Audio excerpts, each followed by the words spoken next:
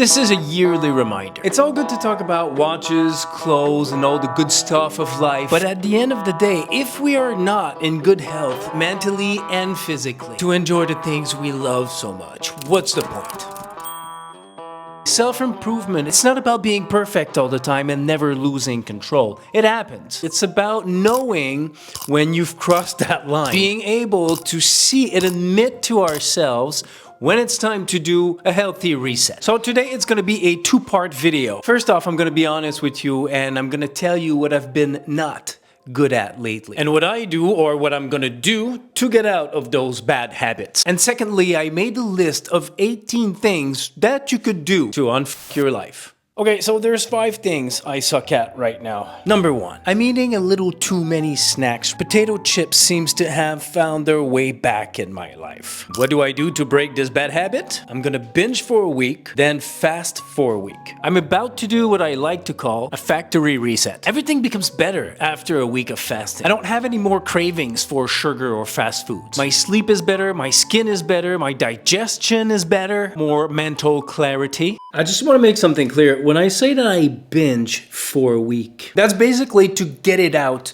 of my system. If I want to have cheesecake, pie, candies, fast food, whatever it is, I just get it over with. Then I fast for a week and I don't touch any fast food or sweets for at least 6 to 9 months after that fast. But before you do that, if that's something that interests you, make sure you consult with your doctor. You need to be healthy enough to do prolonged fasts. The second thing that I suck at lately, watching a little too much TV at night. And the thing that helps me out, I just pick up a book. From time to time, I get sucked in again watching TV shows. And I forget about the other good things I could do to entertain myself. Like reading, and it's much better for your brain if you turn off all the screens at least an hour before going to bed. And right now, this is the book I'm about to finish. This is a great story and I highly suggest it. The third thing I suck at, stretching. And what I'll do to change this habit, stretch while watching a TV show. And I know right now you're thinking to yourself, bro, this guy just said that he wanted to watch less TV.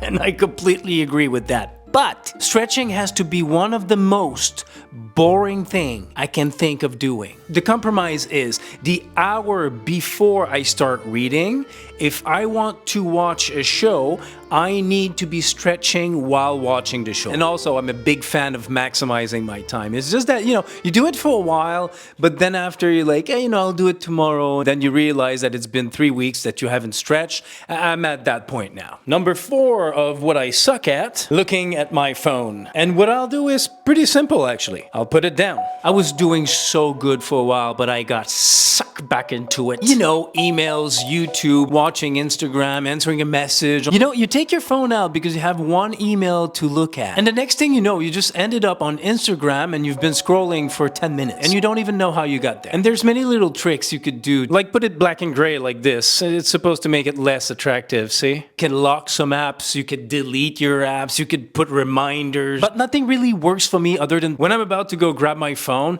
I ask myself 2 questions. Is it necessary to look at my phone right now? And can it wait? Usually the answers are no and yes. So I just put my phone back in my pocket right away. And finally, number 5 of what I suck at, leaving my home. And what is the thing that gets me out of the house? Sport.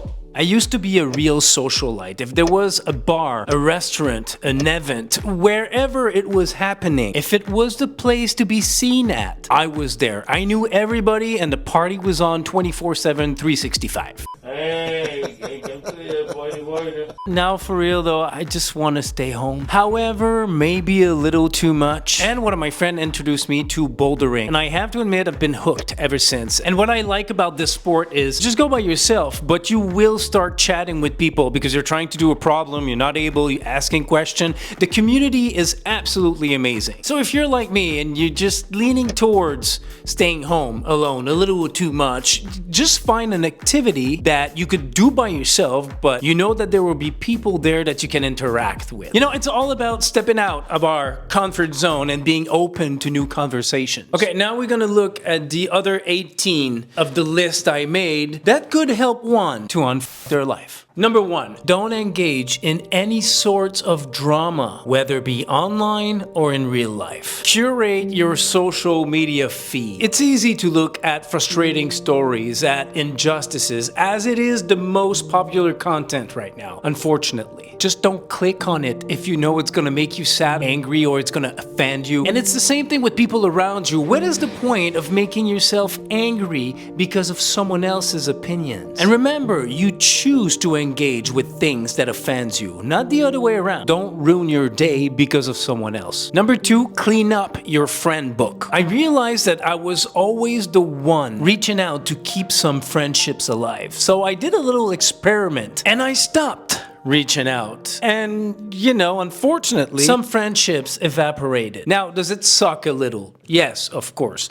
However, I'm not putting any more energy towards one-sided relationships and not wasting my time anymore. And for me, that's a clear win. Number 3, give yourself small daily goals. You know, one day do no caffeine, another do no sugar or no alcohol. Or if you're trying to get back in shape, try to do 10,000 steps a day or 50 push-ups a day, 50 body squats, 50 sit-up, 25 chin-up. Little daily goals that it's not gonna be overwhelming. It's not gonna discourage you before you even start. And trust me, it doesn't take much to get back in shape. If you do 50 push-up, 50 body squat, and 50 sit-up a day, you will be impressed after a month how your body's gonna look and how much stronger you're gonna be. Number 4, number 5, sleep well and exercise. No need to expand on those. Everybody knows that it's the foundation of having a good mental and physical health. Number 6 is actually my favorite one, and you know what? Let's keep the best for last.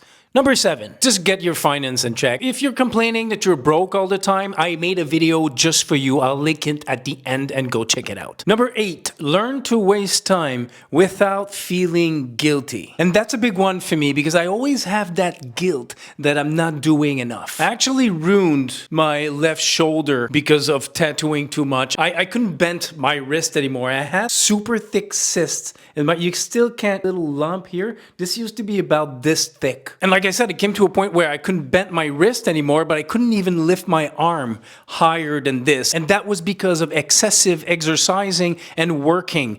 It's okay to take a break sometime. And I had to stop completely for 4 months, working out and working in order for my shoulder to be a little bit better. Number 9 is a fun one.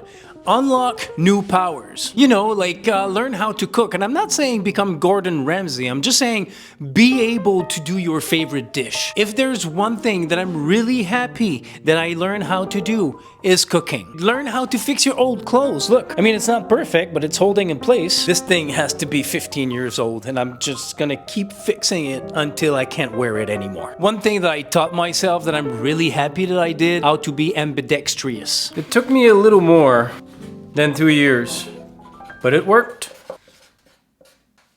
Always find new ways to challenge your brain and on a daily basis. Number 10, avoid alcohol if you're in a bad mental place. I know it might feel like it's relaxing you, but you're just making it worse for yourself. So what I say is deal with your shit and then have a drink if you must. Number 11 is something that I talk about often. Try to look good every day. Not for other people, but for yourself. Even if you're staying at home alone and you're feeling like crap, do the effort. Don't stay in sweat. Just put on like super simple outfit, couple of spritz of that perfume you really like. Put on that watch you like so much. You know, these small things, we tend to think that they don't have a huge effect on our mood. They really can help you out to get out of a rut or a bad mood. Number 12, use your legs. Go outside. Go take a walk if you feel like crap. I'm telling you, walking is an amazing stress reliever. Number 13, write it down. Whatever it is that makes you feel stressed, anxious, angry, sad, lazy, write it down. Just vomit on that page everything that comes to mind. I'm telling you, it does wonders, and once you read it, you realize that it's really not that bad. Also, what you could do is write down what you want out of life. If you figure out what's the end game, it's easier to see what's the path to go there. There's a theory, I think it's called Start with the End in Mind or something like that. There's a book about that. It makes a lot of sense. And I found not too long ago a list of 13 personal goals that I wrote about 10, 12 years ago. And from this list, I've achieved 11 of them. And it made me feel pretty happy, especially I completely had forgotten about that list. Number 14 is a weird one. Walk with a straight back.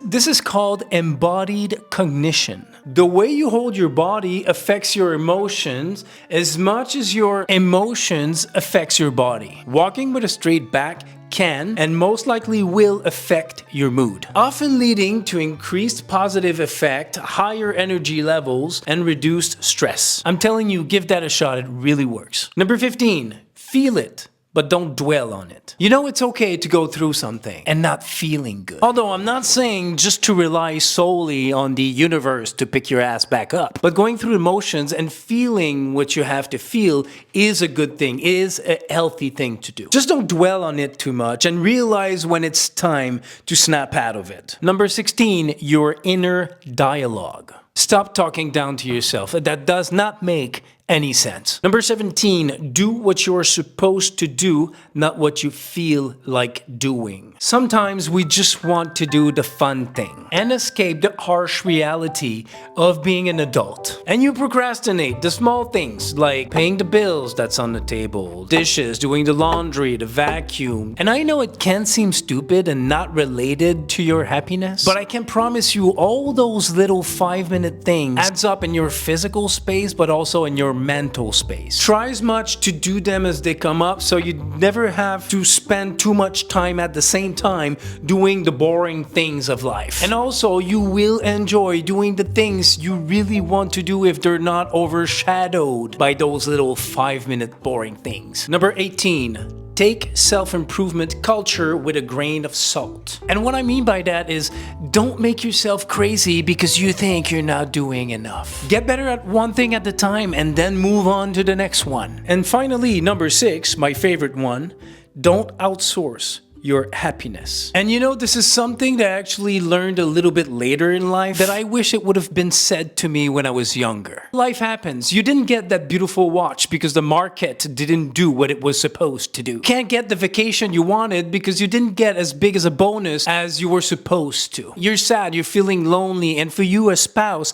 is the answer to your loneliness. You'll be happy when you get your first home, but you realize that you've been priced out of the market because now everything blew up and it's so expensive. These are all situations that are completely out of your control. Your happiness should not rely only on outside things that you can't control. And you should definitely not let these situations ruin a day, a week, a month, even a year of your life. Look at what you already have. First of all, if you have your mental and your physical health, you won the game. Think about your friends, think about your family, think about the trips you already had a chance to make, that watch you already have, the cool clothes you already get to wear every day, and be content. We always want more, but we don't need more. Please, if you do think of anything else, share it with the group in the comment section and let me know which one you have been not good at lately. This year's reminder is over. Thank you for your time. I appreciate you. I hope you do well, and I'll be seeing you in the next one.